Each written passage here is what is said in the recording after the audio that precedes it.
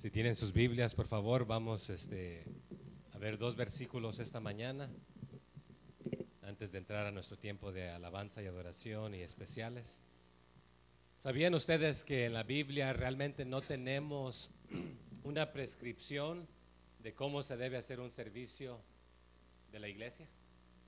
No dice tiene que cantarse 3 cantos, la ofrenda, la predicación, los niños a las clases. No hay ningún formato, pero hay dos pasajes que más o menos nos dan una idea de lo que debería suceder en la casa de Dios, o mínimo cuando un grupo de creyentes, de cristianos, se reúnen. Así que solamente vamos a ver brevemente dos versículos para un devocional esta mañana. Así que hay linderos que el Señor ha puesto, hay márgenes, pero hasta cierto punto no están tan restringidos que tenemos que apegarnos a esto. Pero aquí nos da una pequeña idea más o menos. Vamos a Primera de Corintios, capítulo 14. Y aunque el contexto de este capítulo pareciera ser que es el de los dones, profecía, de lenguas, diferentes aspectos, vamos a enfocarnos simplemente por el punto de que es un devocional solamente en un versículo, no sacándolo de contexto, pero para ahorrar un poco de tiempo, en el versículo 26, cuando lo tienen me dan un amén. 2 de ustedes, esperamos a los demás. ¿Okay? Dice de la siguiente manera: ¿qué hay pues, hermanos? Cuando os reunís, cada uno de vosotros tiene salmo, tiene doctrina, tiene lengua, tiene revelación, tiene interpretación. Hágase todo para edificación. Y antes de explicarlo un poquito, todo lo que nosotros hacemos en la iglesia es para entretenimiento o para edificación. La pregunta es ¿para qué lo estamos haciendo y para quién lo estamos haciendo? Y aquí este pasaje nos dice que todo lo que se haga para entretener, ¿verdad? No dice así, ¿verdad? Hágase todo para edificación. Pero ¿para edificar a quién? ¿A mí mismo? ¿A Dios? ¿A ustedes? ¿Será que a Dios lo podemos edificar? Nos edificamos nosotros como la iglesia, ¿verdad?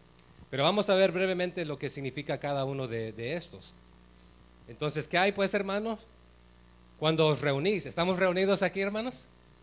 Estamos reunidos aquí. Solamente los que tienen ciertos talentos y dones hagan esto. ¿Así dice? Dice, cada uno de ustedes tiene salmo. Ok, vamos a ver brevemente ahí qué significa salmo. Ok, ¿alguien sabe qué podrá significar salmo? Salmo tiene varios significados. Uno de ellos es tocar ciertas melodías musicales. A ver, ¿cuántos de ustedes pueden tocar el radio? La radio.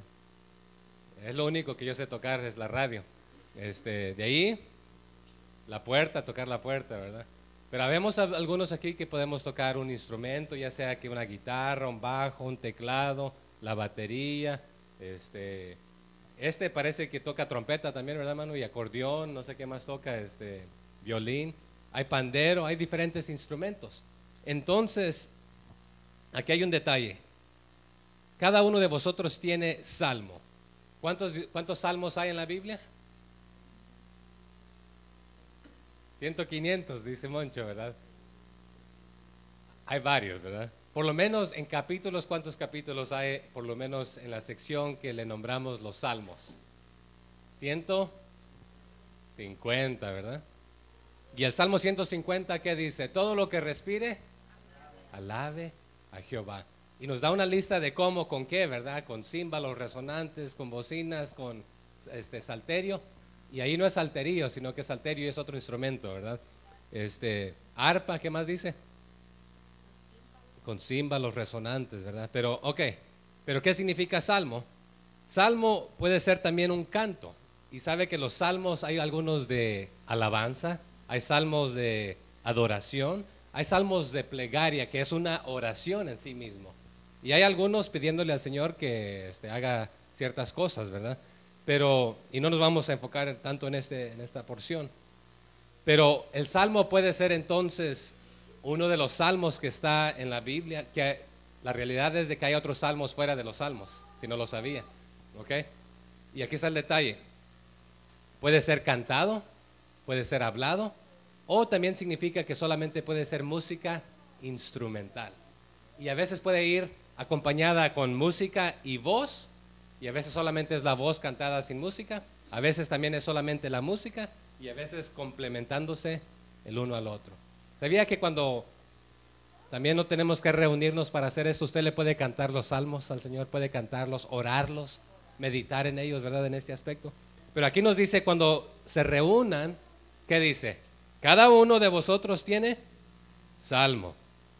Ok, entonces puede ser algo instrumental, puede ser algo cantado, puede ser algo combinado con música y instrumental y con voz, o puede ser la simple, ¿cómo se le nombra en Acapulco la voz? Digo en acapela, ¿verdad? No en Acapulco, en acapela. Ese es sin música, ¿verdad? Pero dice, cada uno de vosotros tiene salmo. También dice, tiene doctrina. Entonces, aquí, ¿qué cree que significa doctrina? Significa enseñanza, significa enseñanza concerniente a algo, significa instrucción. Pero ¿de dónde sacamos nuestras enseñanzas y nuestras instrucciones? De la Biblia. Entonces el hermano o la hermana que no tiene un salmo, ya sea que leído, cantado, tocado o cantado y tocado, puede traer, ¿qué dice? Tiene doctrina. Y doctrina dijimos que es enseñanza e instrucción. Pero no es enseñanza e instrucción de cualquier índole. ¿De qué es? De la palabra de Dios. Entonces, cada uno tiene ya sea que un salmo, o tiene doctrina, o tiene lengua. Entonces aquí está la otra parte de un servicio, ¿verdad? Entonces, que la palabra aquí en sí es glosa en el idioma original, ¿verdad? En griego. Entonces, ¿qué podrá significar aquí? ¿Ok? Si ya cubrimos los salmos, que puede ser cantado, hablado, tocado, o cantado, tocado y aquí la combinación, ¿verdad? La doctrina simplemente es enseñanza o instrucción. La lengua aquí equivale a testimonio, lo que Dios está haciendo en tu entorno, ya sea que en tu propia vida, en tu familia, en tu comunidad, en tu ciudad, en el estado, o un hermano extranjero que trae un testimonio de otro país, un misionero, alguien que está compartiendo de las maravillas de Dios, lo que Él está haciendo, que no necesariamente es un salmo o una enseñanza doctrinal, una instrucción doctrinal, sino que es algo para atribuirle honra y gloria al Señor. Entonces aquí es una palabra, pero tampoco es una palabra nomás sacada del aire. Aquí tengo algo que compartirles de que me inventé en este momento, sino es de lo que Dios está haciendo, que no necesariamente es doctrina o instrucción, y no necesariamente es un salmo cantado, hablado o tocado.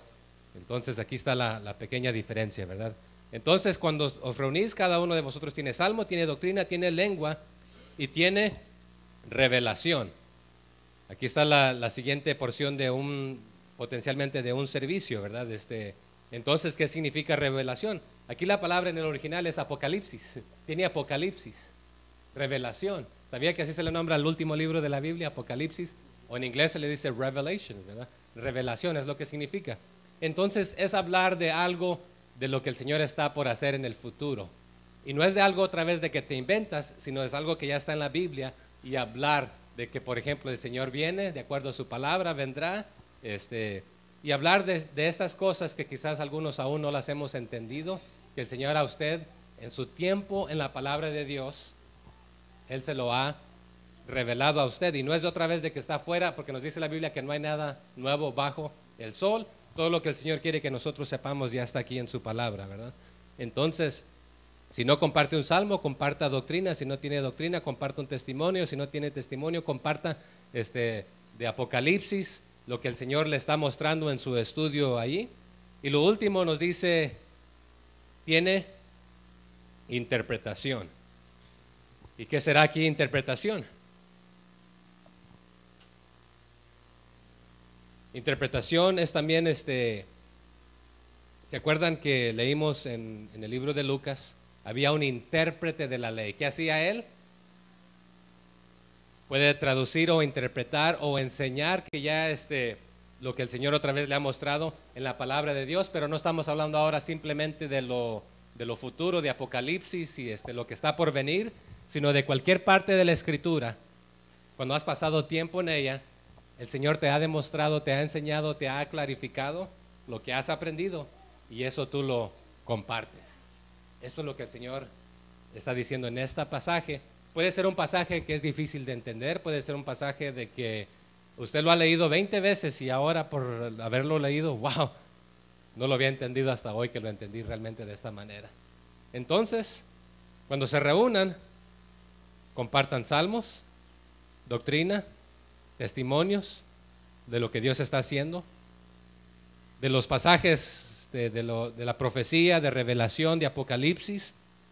Compartan de la palabra de Dios lo que el Señor les está enseñando, con el motivo, ¿para qué? Hágase todo para edificación. Y les dije que 2 breves, pero ustedes me detuvieron ahí. Vamos a Colosenses.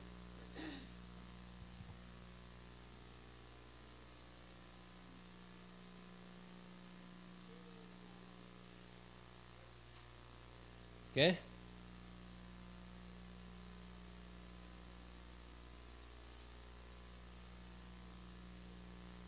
Tres 16.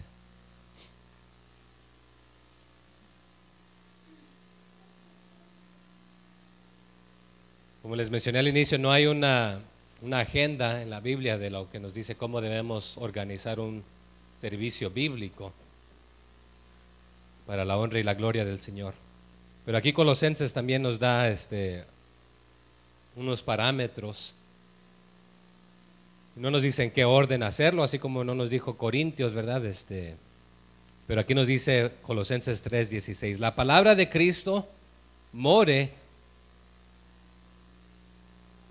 en abundancia en vosotros, enseñándoos y exhortándoos unos a otros en toda sabiduría, cantando con gracia en vuestros corazones al Señor, con salmos e himnos y cánticos espirituales. Les tengo una noticia. Nos dice la palabra de Cristo more en abundancia en vosotros. ¿Qué quiere decir? ¿Qué es lo que debe predominar en nuestras vidas? La palabra de Dios. Más tardecito vamos a estar hablando de los márgenes, de los linderos. Si usted tiene una hoja aquí de papel, ¿cómo me dijeron que se llaman las líneas? ¿Renglones? Están estas líneas así, y a veces hay una línea aquí y otra acá en las orillas, ¿verdad? En el centro debe ir lo más importante, pero a veces llenamos el centro de todas otras cosas y a Dios lo ponemos en el margen, a la orilla, donde pueda caber, porque ya estamos saturados en nuestra agenda de muchas cosas. Pero en cuanto a esto, ¿qué es lo que debe saturar nuestras vidas? La palabra debe morar en nosotros en abundancia, ¿verdad? Y dice, entre nosotros debemos enseñarnos y exhortarnos. Y aquí la palabra en el original significa exhortarnos, ¿verdad? ¿Y qué significa eso de exhortarnos? Si nos exhortamos los unos a los otros, ¿qué cree que significa? Edificar, pero a veces también va un poquito más allá, no solamente edificarnos, sino que a veces debemos aún hasta podernos llamar la atención los unos a los otros, ¿verdad? Elías, ¿has estado leyendo tu Biblia? Si no la has estado leyendo, te animo a que la hagas. Pero ¿cómo lo puedo exhortar yo a él si yo no lo estoy haciendo, verdad? Entonces exhortar es animarlos, y a veces hasta el cuadro que nos pinta aquí esta palabra realmente, que pareciera ser vulgar pero no lo es la espuela que usa el vaquero o el caballero, el que monta una bestia, y con la espuela, ¿para qué sirve la espuela? Para animar a la bestia a que ¿qué? A que camine o entonces eso es estimularnos, exhortarnos, animarnos, empujarnos los unos a los otros, pero no solamente con la palabra, sino con palabra y hechos, decir, ok, vamos a hacer esto, pero unidos a hacerlo, ¿verdad? Entonces exhortarnos a veces lleva también en Cristo, ¿verdad? Regañarnos en una manera positiva, porque nos dice, exhortándonos unos a otros en toda ¿qué? Sabiduría, cantando con gracia en vuestros corazones al Señor con salmos e himnos y cánticos espirituales.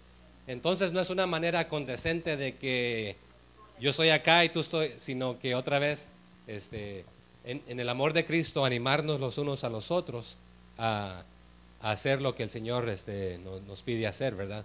Pero en este caso, en toda sabiduría. ¿Y sabe cómo obtenemos la sabiduría? ¿Cuál es la diferencia entre inteligencia y sabiduría? Que estas se relacionan, pero hay una pequeña diferencia.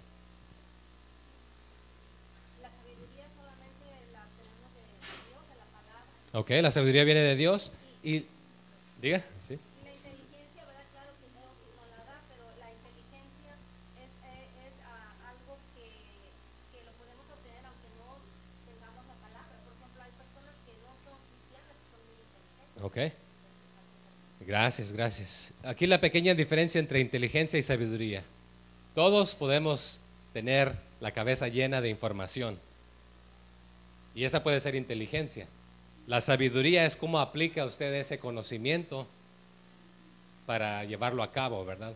Entonces, en el aspecto de que nos dice la Biblia, y el que sabe hacer el bien y no lo hace, está pecando, no está aplicando esto y no se convierte en sabiduría. Solamente es un conocimiento teórico que no lo está llevando a práctica. Entonces, en este aspecto, la sabiduría sí viene del Señor, pero es en este aspecto de que Él nos pide. Todo lo que Él nos pide en la palabra de Dios es para nuestro bien, no para mantenernos ahí oprimidos y sin poder disfrutar, sino que es para realmente aún lo mejor. Entonces hemos hablado que los linderos que el Señor ha establecido también son para nuestro bien, no para amargarnos la vida.